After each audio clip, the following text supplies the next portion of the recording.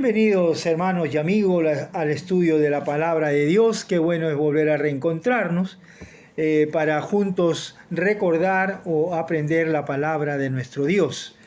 Así que hoy día vamos a estar mirando la historia de la mujer samaritana. El video pasado estuvimos viendo la historia con respecto a Nicodemo, y hoy día vamos a hablar de la mujer samaritana. En primer lugar, tenemos que decir que el versículo 1 al versículo 4 habla de ese viaje que tuvo que hacer nuestro Señor Jesucristo. Pero dice el versículo 1, cuando pues el Señor entendió que los fariseos habían oído decir, Jesús hace y bautiza más discípulos que Juan, aunque Jesús no bautizaba, sino sus discípulos, salió de Judea y se fue otra vez a Galilea. Y le era necesario pasar por Samaria. Entonces, cuando el Señor Jesús entonces sale de Judea, se va a Galilea. No era el tiempo en que el Señor Jesús tenía que confrontarse con las autoridades, no era el momento. Por eso Jesús regresa a Galilea. Y dice el versículo 4 que le era necesario pasar por Samaria. Los judíos piadosos tenían una grande desconfianza y enemistad. Los samaritanos y los judíos no se trataban entre sí. Versículo 9 dice la última parte, porque tú siendo judío y samaritanos, dice el versículo 9, porque judíos y samaritanos no se tratan entre sí. Sin embargo, Jesús rompe entonces esas situaciones, humanamente hablando. Los samaritanos surgen de la unión de judíos con otras naciones, un grupo étnico religioso. Los samaritanos tenían una conexión con el pueblo de Israel.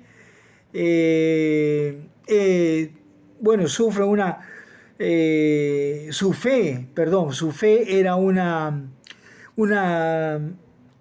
combinación entre los ritos basados en la ley de Moisés, ¿no es cierto?, y las leyes propiamente dicho, y algunas supersticiones. Vale decir que ese era el pueblo de Samaria. Se regían por las leyes y rituales dados por Moisés y también por supersticiones. En segundo lugar, tenemos que ver que Jesús se encuentra con la mujer samaritana. Dice el versículo 6, y estaba allí un pozo de Jacob. Entonces Jesús, cansado del camino, se sentó así junto al pozo. Era como la hora sexta. Entonces Jesús está cansado. Registra el cansancio de Jesús. Jesús se sometió cuando vino a esta tierra a nuestras limitaciones humanas. Vamos a ver entonces que nuestro Señor Jesucristo, entonces cansado del camino, y era como la hora sexta, más o menos estamos hablando del mediodía. Él era como la hora sexta, o sea, decíamos entonces, no era un momento para recoger agua, se recogía siempre en la mañana, muy temprano, pero esta mujer vino a recoger en una hora no usual y lo hizo sola. Generalmente iban siempre acompañadas. Quizás era una persona aislada de la sociedad.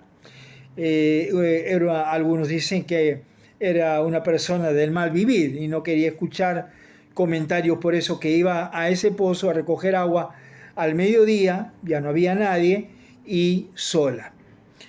El versículo 7 dice, vino una mujer de Samaria a sacar agua, y Jesús le dijo, dame de beber. Jesús mostró entonces esta vez su necesidad de beber. Por eso le dice a la mujer, dame de beber. La mujer se sorprendió porque un rabino no podía hablar con una mujer, menos en un lugar público. Inusual que un judío pueda pedir un favor a un samaritano. La petición de Jesús sorprendió a la mujer, no lo esperaba realmente esta mujer. Versículo 9, la mujer samaritana le dijo, ¿cómo tú siendo judío me pides a mí de beber que soy mujer samaritana? Porque judíos y samaritanos no se tratan entre sí. La mujer quedó impresionada, ¿es cierto? Con la amabilidad que Jesús la trató a esta mujer. Un saludo amable de parte de un hombre judío era lo que menos ella esperaba. Y Jesús rompió las barreras sociales que se levantan entonces en medio de nuestra sociedad también ahora. En tercer lugar, Jesús empezó a hablar con la mujer samaritana, versos del 10 al 15. Versículo 10 dice, si conocierais el don de Dios y quién es el que te dice dame de beber, tú le pedirías y él te daría agua viva. Jesús hace que la mujer se interese en las cosas de Dios y también saber de quién es Jesús. Jesús, sin embargo, le dice, yo te daría agua viva, agua viva. Ahora, el agua viva es el agua de un manantial, le llamaban agua viva porque venía constantemente y se renovaba esa agua, y Jesús se refiere al agua viva, pero al agua viva espiritual, ¿no es cierto? De su interior correrían ríos de agua viva. Pero la mujer le hace dos preguntas importantes también. Es imposible, versículo 11, es imposible que puedas sacar agua, no tienes dónde, en qué. Por eso le dice, no tienes con qué sacarla, ¿no? Y el pozo es hondo. En segundo lugar, la mujer poco a poco va entendiendo quién es Jesús. Al final, esta mujer termina creyendo en Jesús. Entonces, la mujer le pregunta, le dice, dame de beber, pero la mujer todavía está pensando en términos humanos, no ha captado la idea. Entonces, la mujer entonces estaba esperando esta agua física para que nunca vuelva a tener que venir a recoger. Sin embargo, Jesús le ofrece el agua espiritual. En el libro de Juan, el capítulo 7, verso 37 al 39, dice la Escritura, en el último y gran día de la fiesta, Jesús se puso de pie y alzó la voz diciendo: si alguno tiene sed, venga a mí y beba.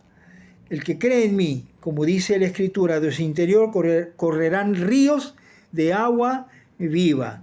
Esto dijo del Espíritu que habían de recibir los que creyesen en él, pues aún no había venido el Espíritu Santo porque Jesús no había sido glorificado. Entonces, ese es el agua a la cual se refiere nuestro Señor cuando le dice esto a la mujer. Jesús sanará o estará con nosotros plenamente cuando tengamos esa sed profunda, ¿no es cierto?, del alma humana, cuando nosotros tengamos esa sed del alma humana, de la vida espiritual. Las cosas de este mundo solamente pueden satisfacer los deseos físicos. Sin embargo, las cosas de este mundo no la dejasen, ¿no es cierto?, ver con quién hablaba, los pecados, las cosas de este mundo. Entonces, este mundo puede llenar nuestra sed física. Sin embargo, nuestro Señor Jesucristo dice: de su interior correrán ríos de agua viva. En cuarto lugar, del pecado a una verdadera adoración. Del verso 16 al 26, 5 maridos has tenido, le dice nuestro Señor. 5 maridos has tenido. Jesús utilizó el conocimiento sobrenatural para ministrar a esta mujer. Jesús quería que se enfrente a su pecado y se arrepienta. El versículo 19, el conocimiento de la vida íntima de la mujer fue una manifestación de la omnisciencia del Señor. Versículo 13, respondió Jesús y le dijo: cualquiera que bebiere este agua volverá a tener sed, mas el que bebiere del agua que yo le daré no tendrá sed jamás, sino que el agua que yo le daré será en él una fuente de agua que sale para vida eterna. La mujer le dijo: Señor, dame esa agua para que no tenga yo sed ni venga aquí a sacarla. Jesús le dijo: ve, llama a tu marido y ven acá. Respondiendo la mujer le dijo: no tengo marido. Jesús le dijo: bien has dicho, no tengas marido, no tengo marido, porque 5 maridos has tenido y el que ahora tienes no es tu marido. Esto has dicho con verdad. Y la mujer entonces le dice: me parece que tú eres profeta. Entonces empieza entonces la mujer diciendo, sacando todo lo que tenía. No tengo marido. Y es verdad, Jesús le dice: es verdad lo que estás diciendo, no tienes marido. Porque 5 maridos has tenido, le dice el Señor, y el que tienes no es tu marido. Entonces, la mujer trataba de encubrir su tristeza, su fracaso personal, o indicando la frustración que la religión le producía. Existen personas confundidas por la religión. Versículos 21 y 22. A la hora de adorar, no todo vale. Los samaritanos habían olvidado la palabra de Dios. Deuteronomio capítulo 12, verso 5. Segunda de Crónicas 6. Por motivo de tiempo no lo vamos a leer. ¿Se puede ser un falso adorador? Claro que sí. Muchos están al frente, tocando, alabando, pero su vida es una vida seca, es una vida sin autoridad, es una vida que no lee la palabra, es una vida que no ora, es una vida que está lejos de la presencia de Dios. Pero sin embargo están ahí adorando a Dios. Una falsedad. Y Dios no lo toma, no recibe esa adoración. Por más que nosotros gritemos, por más que nosotros aplaudamos, por más que nosotros dancemos, si nuestro corazón no está cerca de Dios, en vano entonces es todo eso. Se puede ser un falso adorador, decíamos, si tenemos un conocimiento insuficiente de la palabra de Dios, La adoración debe ser en espíritu y en verdad. El Padre busca que le adoren en espíritu, interesado en las realidades espirituales, en verdad, de acuerdo a la palabra de Dios. Jesús se revela a esta mujer pecadora, Jesús se revela a los pecadores y a cada uno de nosotros. Entonces vamos a quedarnos aquí, será hasta el próximo video en que podamos avanzar con el versículo 26 en adelante. Que Dios los bendiga a cada uno de ustedes.